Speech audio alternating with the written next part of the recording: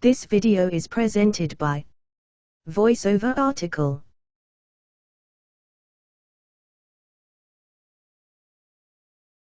Thanks to a new federal law put into place in September of 2005, everyone is entitled to one free credit report each year.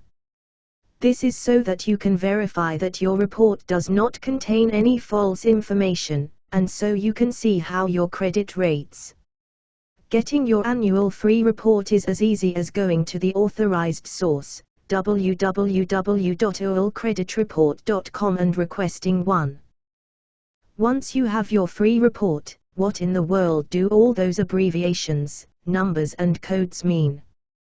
The most widely used system for scoring is the FICO score, developed by the Fair Isaac Corporation, and the number determines the risk to extend credit to an individual.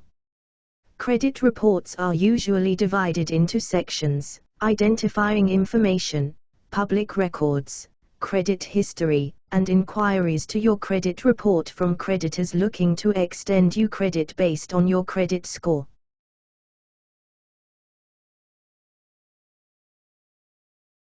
The identifying information includes your name, address, and social security number. Make sure they are all correct. Usually this section will also include a list of your previous addresses, your date of birth, phone number, spouse's name, employer's information.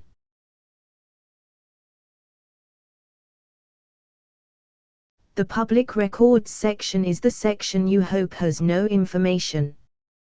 This is where a bankruptcy or judgment would show up on your report, and it will harm your rating more than anything else on the report, and take longer to repair.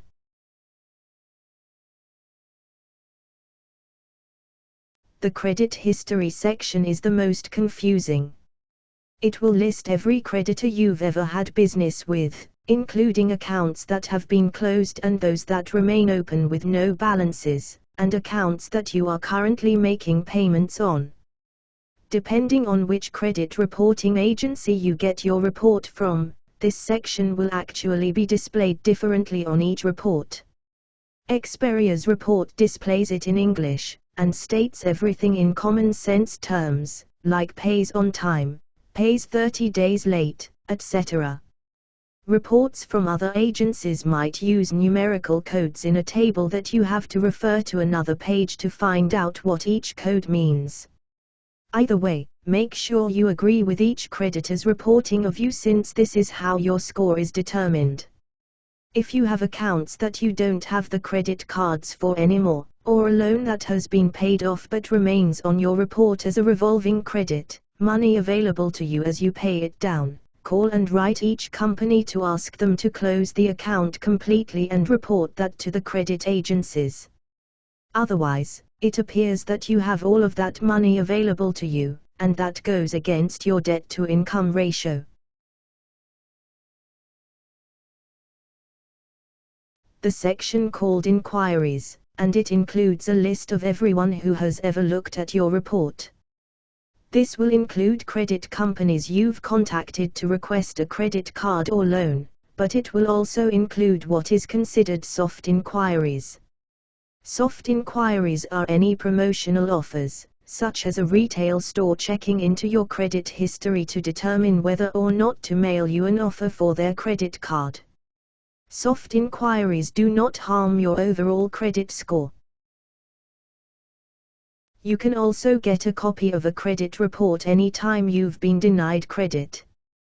This is because there is always the possibility that there are errors in your report, which prevented you from obtaining the credit you applied for. Regardless of how you get your report, take the time to look it over and find any discrepancies. Immediately call the creditors in question and straighten it out, and close out any accounts that you no longer use but are showing open and available to you on your credit report. Having your report will show you where you stand if you're considering going for a mortgage, new vehicle, or other loan.